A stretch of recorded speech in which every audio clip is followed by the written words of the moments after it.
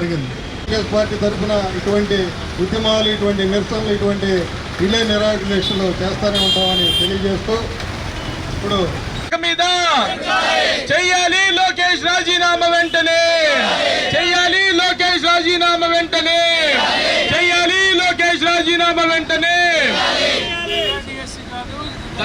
సాధించారు. వారికి కూడా పోస్టులు రాకుండా ఊరికి పార్టిసిపేట్ చేసిన వాళ్ళకి రావడం అనేది మనం ఈ కూటమి ప్రభుత్వంలో చూస్తున్నాం. దీనన్నిటి కూడా బాధ్యత వహించి ఎవరైతే విద్యాశాఖ మంత్రి 250 పైచులకు పోస్టులు కూడా వాళ్ళు కేవలం గేమ్స్లో పార్టిసిపేట్ చేశారని వాళ్ళకి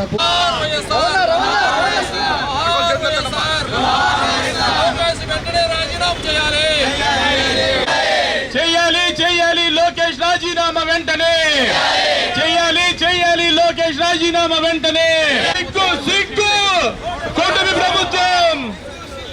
shame shame Lokesh, shame shame Lokesh, shame shame Lokesh. చెయ్యాలి విద్యాశాఖ మంత్రి రాజీనామా వెంటనే, మంత్రి రాజీనామా వెంటనే, చెయ్యాలి రాజీనామా వెంటనే. వారి మిత్ర బృందంతో జరుగుతున్న ఈ కార్యక్రమంలో అతిథులుగా పాల్గొన్న వెంకటేశ్వర రెడ్డి గారికి, మహిళా నాయకురాలు రమణమ్మ గారికి, మన ప్రతి నియోజకవర్గంలో జరుగుతున్న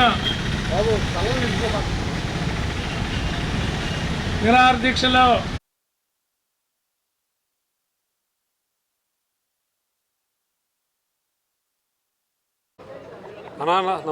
మీడియా మిత్రులందరికీ నమస్కారాలు తెలియజేసుకున్నాం. మీడియా మిత్రులందరికీ నా పేరు పల్నాటి రవీంద్రనాథ్ రెడ్డి, జిల్లా విద్యార్థి విభాగం అధ్యక్షుడిని.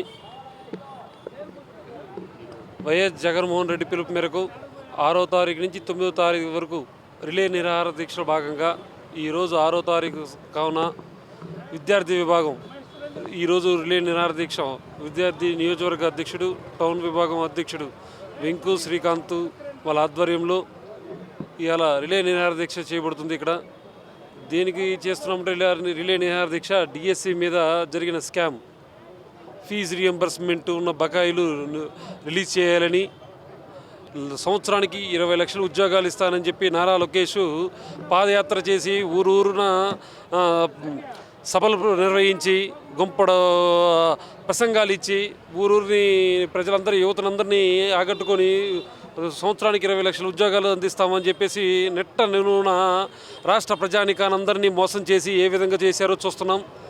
ఇప్పటికీ ఒక నిరుద్యోగ వృత్తి లేదు. 20 లక్షల ఉద్యోగాల్లో ఉద్యోగం లేకపోతే వాళ్ళందరికీ ప్రతి నెల 3,000 రూపాయలు నిరుద్యోగ వృత్తి ఇస్తారన్నాడు. ఏ విధంగా ఈ 3 సంవత్సరాల్లో 1,08,000 ఒక్కొక్క నిరుద్యోగికి 1,08,000 రూపాయలు నారా లోకేష్ ఈ గవర్నమెంటు ఒక్కొక్క యువకుడికి బాకీ పడ్డారు. ఆ బాకీ పడ్డ అమౌంట్ తక్షణమే రిలీజ్ చేయాల్సిందిగా డిమాండ్ చేస్తూ వైఎస్ఆర్ కాంగ్రెస్ పార్టీ తరఫున రిలే నిరాహార దీక్ష చేయబడుతుంది. ఈ డిఎస్సి మీద స్కామ్ అంటే ఎలా జరిగిందంటే, ఈ ప్రిన్సిపల్ సెక్రటరీ ఈ డిఎస్సి ఈ విద్యాశాఖలో ఎవరైతే పనిచేస్తున్నారో కాంట్రాక్ట్ బేసిక్ నవీన్ అనే వ్యక్తి పేపర్ లీకేజ్ ఏ విధంగా చేసాడో మనందరం చూసాం. అతనికి ఫస్ట్ ర్యాంక్ రావటం, స్టేట్ ఫస్ట్ ర్యాంక్ రావటం. అంటే ఇప్పుడు మనం ఒక ఉద్యోగం వస్తుందనంటే, ఒక నోటిఫికేషన్ వస్తుందంటే ఎన్నో ఏళ్ళ తరబడి కోచింగ్ సెంటర్లు, ఈ కోచింగ్ సెంటర్ కాదు హైదరాబాదు, చెన్నై, బెంగళూరు అని, విజయవాడ అని రకరకాల కోచింగ్ సెంటర్లు తిరుగుతూ ఉంటాం. ఏళ్ల తరబడి ఫీజులు చెల్లించి చదువుతున్నాం. అలాంటిది ఈ నవీన్ అనే వ్యక్తి 3 నెలలు కనీసం అందరూ అవుట్సోర్సింగ్లో జాబులు చేస్తుంటారు. ప్రిపేర్ అయ్యే కొద్దీ 3 నెలలు 4 నెలలు సెలవులు పెట్టి చేస్తుంటాడు. ఇతను ఒక్కరోజు కూడా సెలవు పెట్టకుండా, ఆ కార్యక్రమానికి సెలవు పెట్టకుండా ఉద్యోగం డిఎస్సిలో నోటిఫికేషన్ రిలీజ్ చేయగానే ఆ పేపర్ లీకేజ్ ఏ విధంగా అయితే చేసి ఈ స్టేట్ ఫస్ట్ వచ్చాడో మనందరం చూసాం. అతన్ని స్టేట్ ఫస్ట్ వచ్చిన వాడికి జాబ్ లేకుండా చేశారు ఈ గవర్నమెంట్. ఆ విధంగా తప్పు ఎలా జరిగింది? ఇంకొక విధం, మనకి ఈ డిఎస్సి మీద ఎక్కడ జరుగుతుంది? ప్రతి ఏరియాలో, ప్రతి జిల్లాలో కలెక్టరు తెలుగు పండిట్లో ఎన్ని ఖాళీలు ఉన్నాయి, మ్యాథ్స్లో ఎన్ని ఖాళీలు ఉన్నాయి అన్ని ఏ జిల్లా వారీగా కలెక్ట్ చేస్తారు. ఇన్ని ఖాళీలు ఉన్నాయి జిల్లా వారీగా. అలాంటి ఏ జిల్లా కలెక్టర్ ఆధ్వర్యంలో జరగాల్సిన సర్టిఫికేట్ వెరిఫికేషన్ కానీ ఈ జాబ్ సంబంధించిన పిలుపు మేరకు అన్నీ రావాల్సినవి కలెక్టర్ ఆధీనంలో జరగలేదు. అంతా నారా లోకేష్ ఆధీనంలో జరిగినాయి.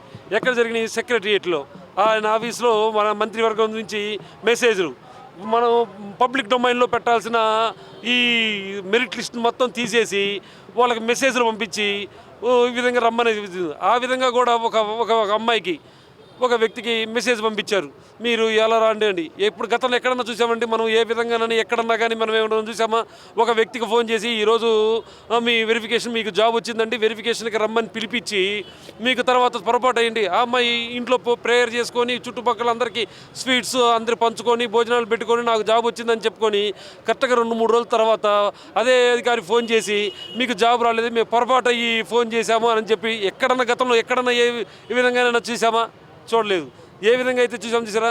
ఈ విధంగా 421 పోస్టులు స్పోర్ట్స్ కోటాలో గోల్డ్ మెడలిస్ట్కి ఇవ్వకుండా, జాబ్ ఇవ్వకుండా పార్టిసిపేట్ చేసిన వాళ్ళకి, అంటే ఈ 2 స్పోర్ట్స్కు సంబంధించిన ఎమ్మెల్యేలు, ఒకడేమో నారా లోకేష్ తోడలుడు, ఇంకొకతను కోన రవికుమార్, ఒక స్పోర్ట్స్ అసోసియేషన్ అని పెట్టి 2 అసోసియేషన్లు పెట్టి పార్టిసిపెంట్కి, అతను పార్టిసిపెంట్ ఏ ఉద్యోగ రాయితీ లేకుండా, రాత పరీక్షలు లేకుండా ఏ విధంగా అయితే మనకి ఇచ్చాడో చూసాం.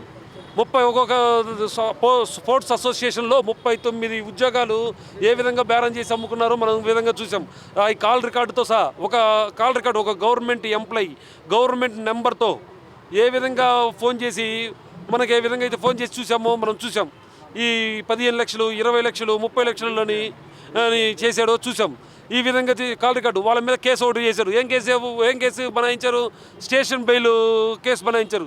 ఎక్కడన్నా చూసామండి? ఏ చిన్న తప్పు చేస్తేనో, ఏ చిన్న చూపిస్తే 4-5 కేసులు పెట్టి స్టేషన్ వేసి ఈ పోలీస్ గవర్నమెంట్ అతని మీద స్టేషన్ బెయిల్ కేసు ఇచ్చి ఈ విధంగా చూసామో మనందరం చూస్తున్నాం. ఈ నిరుద్యోగ ఈ వ్యవస్థ మీద ఎవరికైనా నమ్మకం కలగాలంటే నారా లోకేష్ రాజీనామా చేసి సిబిఐ ఎంక్వైరీ చేసి ఈ విధంగా చేసి నిజ నిర్ధారణ చేసి వీళ్ళందరినీ జైలు పాలు చేసి కఠిన శిక్ష విధించాల్సిందిగా కోరుతున్నాము.